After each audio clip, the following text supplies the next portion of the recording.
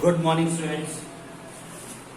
आज मैं आपको ट्रिग्नोमेट्री में सारे सम्स जो आपके एक्सरसाइज 7A के हैं उसमें से कुछ सिलेक्टेड सम्स जो टिपिकल हैं या थोड़े से आपने कभी किए नहीं है इसलिए मैं समझाने जा रहा हूँ। देखिए बहुत इजी है, ज्यादा परेशान मत होइएगा। देखिए सबसे पहला सम्स क्या है, sine theta is equals to 15/70। अब हमको लाल बटे कक्का से हमें एक चीज पता है। क्या पता है बेटा कि sine theta is equals to हमारा होता है लंब बटे कर्ण। ठीक है, तो साइन थीटा के इसके ठीक सामने लंब लिख लीजिए और इसके ठीक सामने कर्ण। तो ये लंब और कर्ण मैंने इसलिए लिखा, इससे हमको ये पता चल गया कि 15 हमारा लंब है और 17 हमारा कर्ण। देखिए मैंने एक त्रिभुज ड्रॉ किया, समकोण त्रिभुज ए बी और ये सी। इस पे देखिए लंब हमारा खड़ी भुजा होती है, यानी लंब हमारा हो गया 15 और कर्ण हमारा तिरछी भुजा होती है, इसलिए हो गया 70। और ये 90 डिग्री के एंगल पे सारा काम होता है। तो देखिए खड़ी भुजा लंब, स्लांटिंग यानी तिरछी भुजा हमारी कर्ण जो कि सबसे बड़ी होती है। इस पे हम लोग सबसे पहले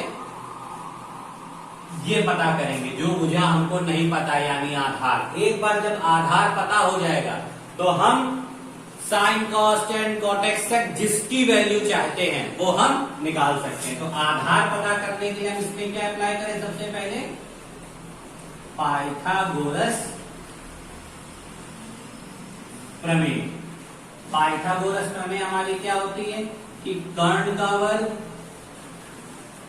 बराबर लंब का वर्ग प्लस आधार का वर्ग, ये हमारी पाइथागोरस प्रमेय कहती है। कर्ण क्या है 17 का स्क्वायर, लंब क्या है 15 यानी 15 का स्क्वायर, आधार मेरा क्या है BC यानी हम इसको क्या लिख सकते हैं BC का स्क्वायर। देखिए 17 का स्क्वायर होता है 289, 15 का स्क्वायर होता है 225 प्लस BC स्क्वायर। 225 को इधर ले आइए तो 289 माइनस 225 इज इक्वल टू मेरा क्या आ गया BC स्क्वायर। सब्ट्रैक्ट कर दीजिए, बचा हमारा 4 और यहां बचा हमारा 6 BC स्क्वायर। तो यहाँ अंडर रूट जब कभी भी स्क्वायर इक्वल्स टू जंप करता है तो अंडर रूट का साइन बनाता है। देखिए स्क्वायर ने इक्वल्स टू जंप किया तो अंडर रूट का साइन बनाया, तो ये आ गया 8। तो BC हमारी कितनी आ गई बेटा, BC हमारी निकल के आ गई है 8। अब देखिए तीनों साइड्स हमको पता हो गई। अब ये कह रहा था cos थीटा और tan थीटा का मान ज्ञात कीजिए। तो देखिए मैं यहाँ पे छोटी सी जगह पे बता देता हूँ आपको। cos थीटा हमारा फॉर्मूला क्या होता है, फिर लाल बटे कक्का में चेक करिए, ये है मेरा cos थीटा। cos थीटा बराबर होता है आधार बटे कर्ण। आधार हमने कितना निकाल लिया 8 सेंटीमीटर और कर्ण हमारा पहले से कितना है 17। तो cos theta is equal to क्या आ गया हमारा 8/17। cos थीटा निकल आया। अब कह रहा था tan थीटा की वैल्यू फाइंड आउट करिए, तो tan यहां पे होता है, तो tan theta is equal to लंब बटे आधार। तो लिख दीजिए tan theta is equal to लंब बटे आधार। लंब कौन सी भुजा होती है, किसी भी त्रिभुज की खड़ी भुजा, ये है 15। आधार मेरा क्या है 8 जो हम निकाल चुके हैं। तो tan theta is equal to कितना आ गया 15/8। अच्छा एक चीज आपको मैं बताना और भूल गया कि थीटा क्या होता है। थीटा यहाँ पे कोण होता है हमेशा। देखिए थीटा कैसे बनाते हैं, थीटा बनाने का सबसे इजी तरीका होता है, मैं यहाँ आपको थीटा बना के दिखा देता हूँ कि इस तरीके से वो 0 बनाइए और ऊपर से ऐसे गोला कर दीजिए, तो ये मेरा हो जाता है थीटा। इसको हम लोग क्या बोलते हैं थीटा। ठीक, चलिए ये सम्स आपको समझ में आ गया। क्या सीखा हमने, सबसे पहले तीनों भुजा ज्ञात करनी है, तीनों भुजा ज्ञात करने के लिए हम सबसे पहले क्या अप्लाई करेंगे? Pythagoras theorem.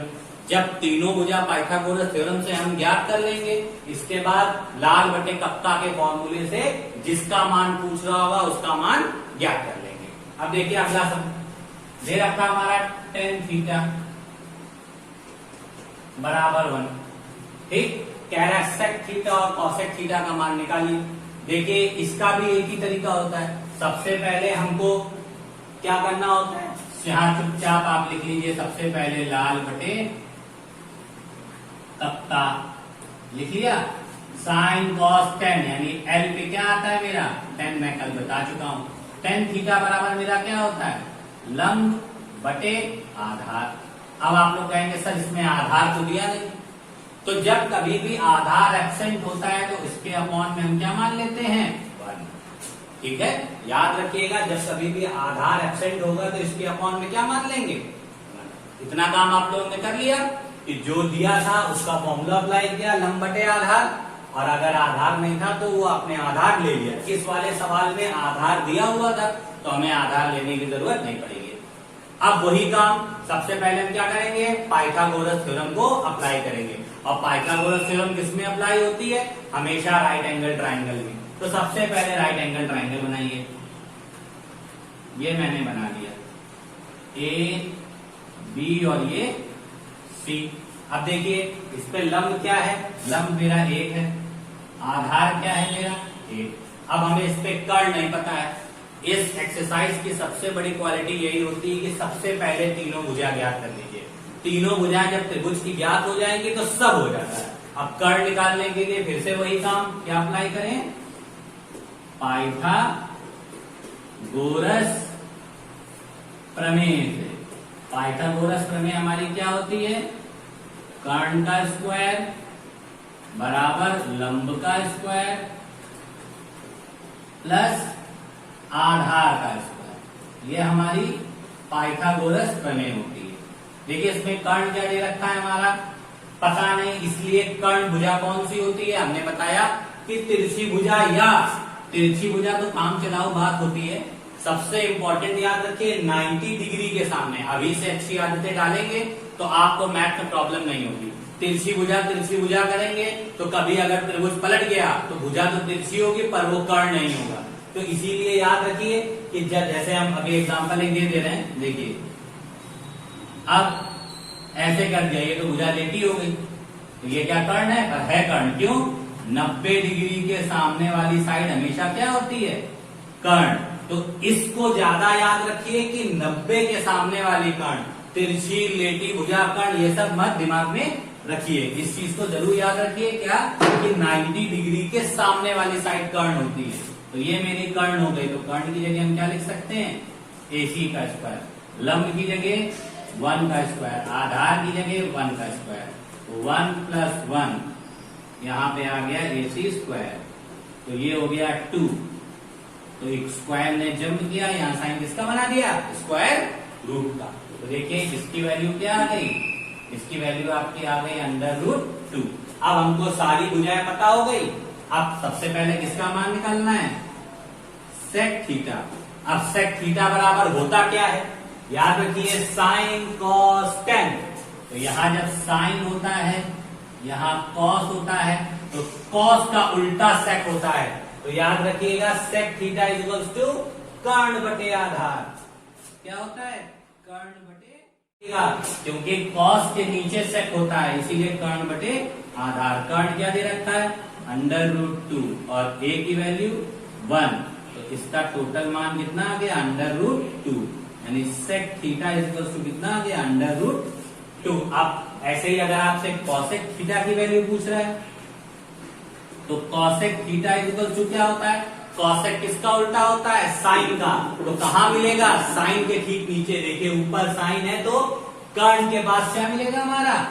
कॉसेक। तो कर्ण बटे लंब, कर्ण बटे लंब। कर्ण हमारा क्या दे रखा है सवाल में? √2, और लंब हमारा क्या दे रखा है? खड़ी भुजा 1, यानी कॉसेक थीटा। यानी हम लिख सकते हैं कॉसेक थीटा = √2। दो सवाल अच्छी तरह क्लियर हो गए आप लोगों को, कोई समझ प्रॉब्लम तो नहीं थी, अच्छी तरीके से समझ में आया। तो हमने क्या सीखा, जो मान दिया हो उसको लाल बटे टपका के फॉर्म में चेक कर लेना, उससे एक त्रिभुज बना लेना, उसकी वैल्यू रख देना, दो भुजाएं पता होंगी, तीसरी भुजा पाइथागोरस थ्योरम से अप्लाई कर देना। जब तीनों भुजाएं पता हो जाए तो सब मेरे लिए बिल्कुल इजी। अब देखिए नेक्स्ट सम थोड़ा सा बड़ा है, तो इसके दो तरीके हैं, पर अभी आप लोगों को प्रूवमेंट नहीं आता है, इसलिए मैं प्रूवमेंट नहीं बताऊंगा। मैं भी आपको इसी तरीके से, इसी पैटर्न से आपको tan थीटा बराबर ये दे रखा है, मैं वैल्यू निकालना बताऊंगा। देखिए tan थीटा इक्वल्स टू हमारा दे रखा है a/b। मेरा वही काम जो मैंने आपसे पहले कराया था कि सबसे पहले लाल बटे टपका के फॉर्मूले में चेक कर लिए, tan आता है लंब बटे आधार, तो तुरंत इसके सामने लिखिए लंब और नीचे वाले के सामने लिखिए आधार। ठीक है, लंब और आधार लिख दिया। अब फिर वही काम, एक राइट एंगल ट्राइंगल ड्रॉ कीजिए ए बी सी, उसमें लंब मेरा दे रखा है ए और आधार मेरा दे रखा है बी। अब इतना काम करने के बाद इसमें केवल और एक ही काम होता है, पाइथागोरस थ्योरम को अप्लाई करना। क्वेश्चन ये उठता है सर पाइथागोरस थ्योरम क्यों अप्लाई करें, क्योंकि तीसरी भुजा मुझको ज्ञात करनी है।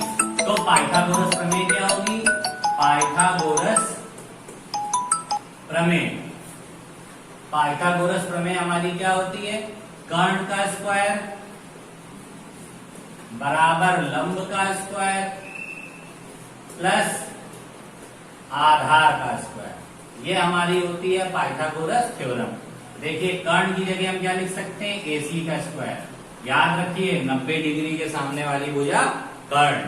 अब लंब क्या है मेरा a स्क्वायर और आधार क्या है मेरा b स्क्वायर। अब देखिए AC स्क्वायर इक्वल्स टू क्या आ गया, a square plus b square, तो AC इज इक्वल्स टू क्या आ गया, under root a square plus b square, ये मेरा आ गया AC। इतना काम खत्म हो जाने के बाद AC की वैल्यू लिख दीजिए, under root a square plus b square. देखिए तीनों भुजाएं पता हो गई, अब हम सब निकाल सकते हैं। हमें देखिए प्रूफ क्या करना है, इसमें प्रूवमेंट पे ध्यान दीजिए। प्रूफ मेरे को करना है क्या, cos theta plus sin theta upon cos theta minus sin theta. हम इसी के आगे सॉल्व कर रहे हैं। देखिए cos थीटा बराबर मेरा फॉर्मूला होता है आधार बटे कर्ण, तो जहां cos थीटा है वहां मैंने आधार बटे कर्ण लिख दिया, प्लस sin थीटा की जगह मैं क्या लिख दूं, लंब बटे कर्ण, लंब बटे कर्ण लिख दिया। अब ऐसे ही cos थीटा यहाँ पे भी आधार बटे कर्ण माइनस लंब बटे कर्ण।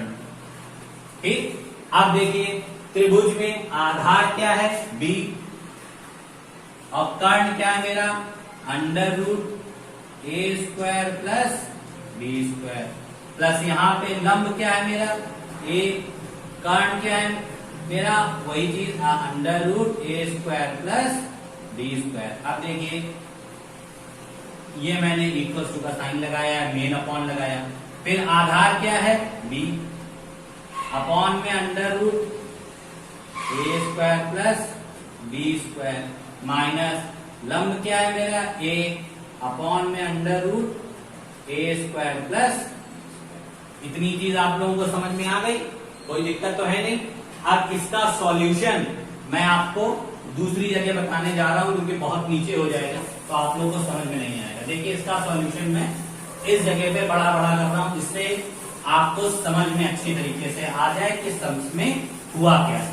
देखिए वैल्यू हमारी क्या आई है, ध्यान रखिएगा, मैं वैल्यू नोट डाउन कर रहा हूं, b upon under root a square plus b square और फिर plus a upon under root plus a upon under root a square plus, ये हमने पूरे सम्स में डिनोमिनेटर यानी अंश नोट कर लिया। अब मेन बटे का साइन लगाएं, मेन बटे के सामने इक्वल टू लगाइए, b upon under root a square plus b square minus a upon under root A square plus B square. देखिए इसको लिखने का तरीका समझना सबसे जरूरी होता है। बराबर के ठीक सामने बटे का निशान लगाइए, जिससे एग्जामिनर ऊपर वाली संख्या को अंश समझे और नीचे वाली संख्या को हर समझे। अगर आपने बराबर के सामने इक्वल टू का साइन नहीं लगाया तो एग्जामिनर कॉपी चेक करने में कंफ्यूज हो जाएगा। आप देखिए, फिर मैंने ये देखिए इक्वल टू का साइन पहले लगाया, इक्वल टू के सामने मैंने मेन बटे का साइन लगा दिया। ठीक, अब देखिए ऊपर की डिजिट में एलसीएम आ गया मेरा अंडर रूट ए स्क्वायर प्लस बी स्क्वायर। ए स्क्वायर से बी स्क्वायर से पूरा पूरा कैंसिल, ऊपर केवल बचा बी, और जब इसमें इसका डिवाइड किया पूरा पूरा कैंसिल, ऊपर बचा हमारा केवल और केवल ए। नीचे भी वही काम किया मैंने, पूरा एलसीएम एक साथ उठाया तो ए स्क्वायर प्लस बी स्क्वायर आया। अब देखिए ए स्क्वायर बी स्क्वायर पूरा पूरा कैंसिल तो बचा बी, और यहाँ पे इससे ये पूरा कैंसिल तो बचा हमारा ए। ठीक, अब देखिए थोड़ी सी चीज को याद रखिए, हो सकता है आप लोग भूल गए हो, तो मैं एक रफली आपको मैं एलसीएम लेना बता रहा हूँ। क्लास बड़ी है पर फिर भी याद रखिए। जैसे इसका एलसीएम ने एक साथ ले लिया आया 6, तो हमेशा याद रखिए नीचे नीचे की संख्या का हम लोग भाग देते हैं, और जो भाग देने पे आता है इसका ऊपर वाली संख्या से क्या करते हैं, गुणा। वही काम मैंने यहाँ पे भी किया कि नीचे और ये जो अपॉन में एलसीएम लिया था इसका, इन दोनों का आपस में डिवाइड किया तो आया 1। 1 का जब b से मल्टीप्लाई किया तो मेरा b आया। वैसे ही इस वाली संख्या में मैंने इसका इसमें डिवाइड किया, इसका इसके साथ मैंने डिवाइड किया, आया 1। 1 का ऊपर a के साथ मल्टीप्लाई किया तो a आ गया। सेम प्रोसेस नीचे भी मैंने कंटिन्यू किया। अब देखिए बीच की डिजिट का बीच से मल्टीप्लाई होता है और नीचे वाले डिजिट का हमेशा ऊपर मल्टीप्लाई होता है। तो देखिए ध्यान से क्या आएगा, b प्लस ए और अंडर रूट का साइन बना लीजिए A square plus B square, upon में क्या आ गया b minus A under root A square plus, ये पूरी डिजिट कैंसिल। इसको हम क्या लिख सकते हैं, b प्लस ए अपॉन b माइनस ए। ये आपका क्या हो गया पूरा पूरा आंसर, यानी cos theta plus sine theta upon cos theta minus sine theta की वैल्यू क्या आ गई, b प्लस ए अपॉन b माइनस ए। थोड़ा सा ये सॉल्यूशन वाला सम था, इसीलिए आपको थोड़ा डिफिकल्ट लगा होगा, बट जब आप प्रैक्टिस करेंगे तो इस टाइप के सम्स को करने की भी कैपेबिलिटी आपके अंदर आ जाएगी। बहुत ध्यान से सम्स को करिएगा। छोटी छोटी चीजें थी मैंने आपको बताई हैं, फिर आगे इससे बड़े भी सम्स हैं तो वो भी मैं आपको बताऊंगा, बट इन सम्स को प्रैक्टिस करिए, ध्यान से सम्स को पढ़िए। Thank you and have a nice day.